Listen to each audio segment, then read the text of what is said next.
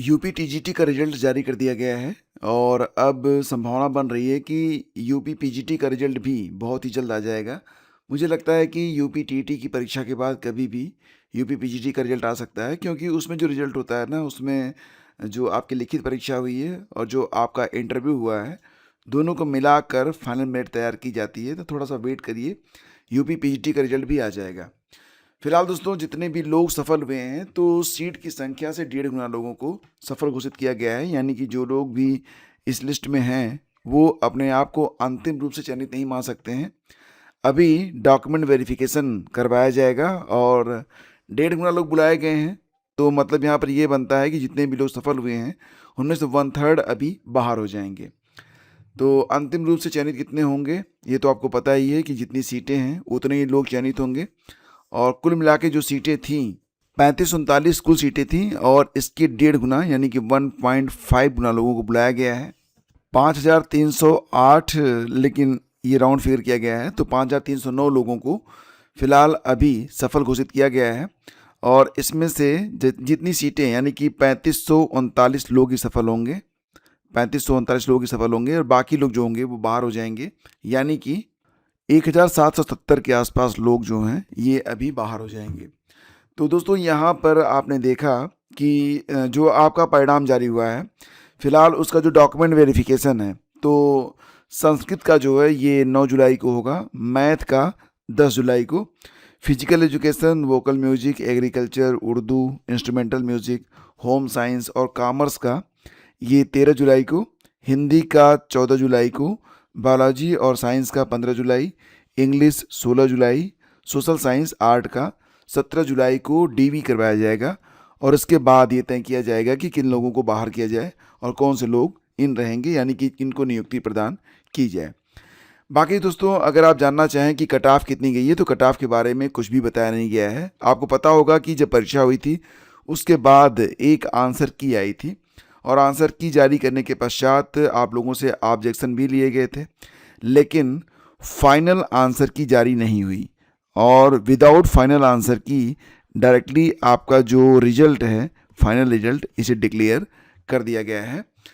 तो अब जो अभ्यर्थी हैं जानना चाहते हैं कि आखिर कट ऑफ कितनी गई है और कट ऑफ की बहुत ही बेसब्री से मांग की जा रही है कि कितनी कट ऑफ गई है किस विषय की, ये जानकारी जो है उपलब्ध करवाई जाए।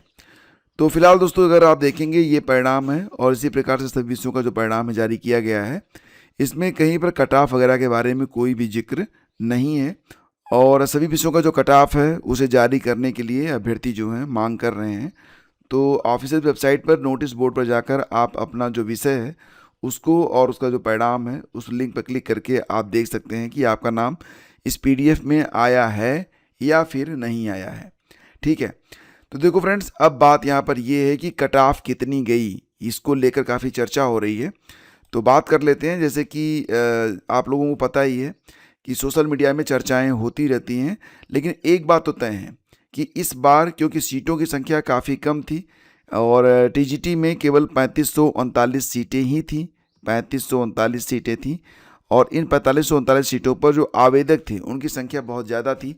सो इस बार मेरिट काफ़ी ज़्यादा गई है। कुल मिला के 125 प्रश्न ये परीक्षा में पूछे जाते हैं। तो माना जा रहा है कि जो कट ऑफ गई है लगभग हर विषय की, एग्जैक्टली मैं अलग अलग डेटा आपको उपलब्ध नहीं करवा पाऊंगा क्योंकि डेटा उपलब्ध ही नहीं है और अभी तक कोई सर्वे वगैरह हुआ नहीं है। तो सर्वे में अगर आप लोग पार्टिसिपेट करना चाहते हैं तो इसी वीडियो के पहले कमेंट में एक लिंक होगा, उस पर क्लिक करके आप सर्वे में पार्टिसिपेट कर सकते हैं ताकि ये पता चल सके कि कट ऑफ कितनी गई है किस विषय की। ठीक है, ये एक अनुमानित कट ऑफ तब मैं आपको बता पाऊंगा।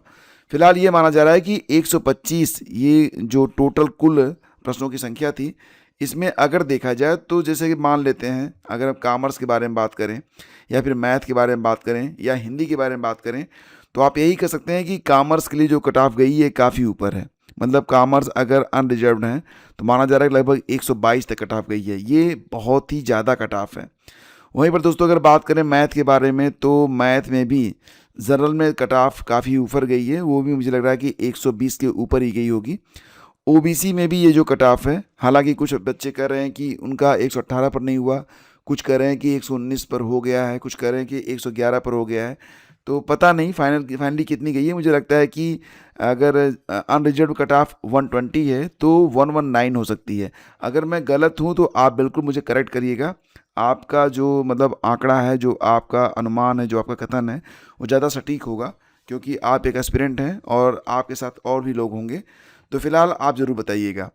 इसके अलावा दोस्तों अगर बात करें हिंदी के बारे में, तो हिंदी में भी इस बार कट ऑफ में तो काफ़ी भयंकर मतलब बढ़ोतरी देखने को मिली है। लगभग 120 से ऊपर ही कट ऑफ गई है। मिला जुला के बस यही कहा जा सकता है कि कट ऑफ बहुत ही ज़्यादा गई है, और इसकी वजह ये थी कि सीटें कम थी। लेकिन दोस्तों अगर आपने मेहनत करी है और आप सफल नहीं हो पाए हैं, तो आपके लिए एक गोल्डन चांस है। आने वाले 10 से 15 दिनों में ही आपको यूपी टीजीटी 2026 का विज्ञापन देखने को मिल जाएगा, यूपी टीजीटी पीजीटी दोनों का। और इस बार टीजीटी में सीटों की संख्या 16,000 समथिंग रहने वाली है। तो 16,000 सीटें इस बार आपको मिलने वाली हैं। पीजीटी में भी जो सीटों की संख्या है लगभग ये 2500 के आसपास रहने वाली है। एग्जैक्टली जो फिगर है लगभग 2700 के आसपास है।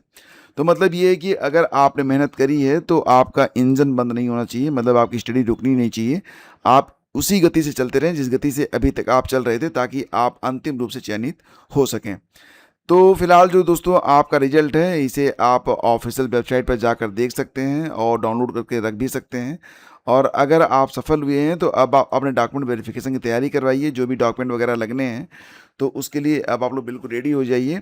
और डॉक्यूमेंट के लिए आप लोग जितने भी चीज़ें, यानी कि जो डाक्यूमेंट आपने ऑनलाइन फॉर्म भरते समय लगाए थे, वो सारे डॉक्यूमेंट ओरिजिनल रूप में अब आप तैयार रखिए, और उसकी एक फ़ोटो कापी भी एटलीस्ट अगर 2 शूट करवा लेंगे तो और भी बेहतर रहेगा आप लोगों के लिए।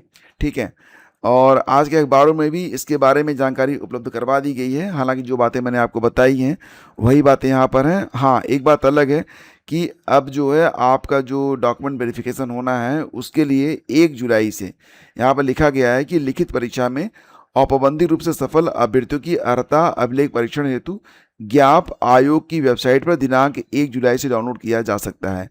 तो अभी तो बिल्कुल सुबह का समय है, तो अभी तो नहीं, थोड़ी देर के बाद अगर आप वेबसाइट को चेक करेंगे upessc.up.gov.in, तो वहाँ पर डाउनलोड करने के लिए दिशा निर्देश और अभ्यर्थी के लिए जो बाकी जानकारियाँ हैं वो मिल जाएंगी। तो बिल्कुल आप लोग देख सकते हैं। और 9 जुलाई से ही आपका डॉक्यूमेंट वेरिफिकेशन होना है, तो अपनी तैयारियां आप लोग स्टार्ट कर दीजिए। जो चीज़ें आपके पास अभी इनकम्प्लीट हैं उसको आप लोग कंप्लीट कर लीजिए, ये बहुत ही ज़रूरी है।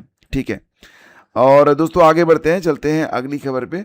तो जैसा कि आप लोग जानते हैं, कल मैंने आप लोगों को बताया भी था कि सामाजिक विज्ञान विषय, तो एलटी ग्रेड मेंस के लिए सामाजिक विज्ञान विषय के लिए जितने भी लोगों ने मुख्य परीक्षा के सापेक्ष आवेदन किया था, उनमें से 921 फार्म जो हैं वो रिजेक्ट हो गए हैं, यानी कि रिजेक्टेड लिस्ट में हैं। हालांकि इनको एक मौका भी दिया गया है। 6 जुलाई तक ऐसे अभ्यर्थियों से ये कहा गया है कि आप लोग अगर प्रत्यावेदन देना चाहें, अपील करना चाहें तो कर सकते हैं। या तो आप रजिस्ट्री करिए, या तो आप खुद आयोग पर जाकर अपना जो अपील है, जो आपका प्रत्यावेदन है, उसे आप दे सकते हैं।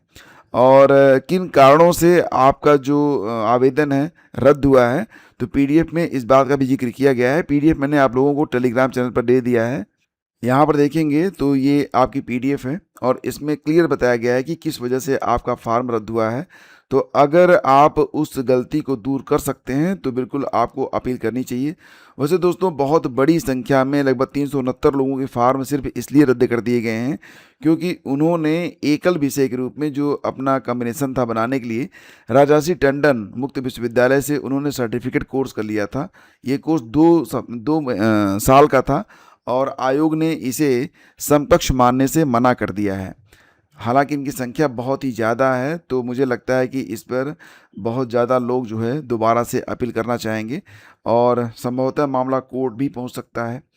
तो फिलहाल दोस्तों ये थी पूरी अपडेट। एंड जो अगली खबर है कि आरओ की तैयारी अगर आप कर रहे हैं तो आपके लिए एक अच्छी खबर है कि आरओ के 428 पदों पर आवेदन जल्दी शुरू हो सकते हैं।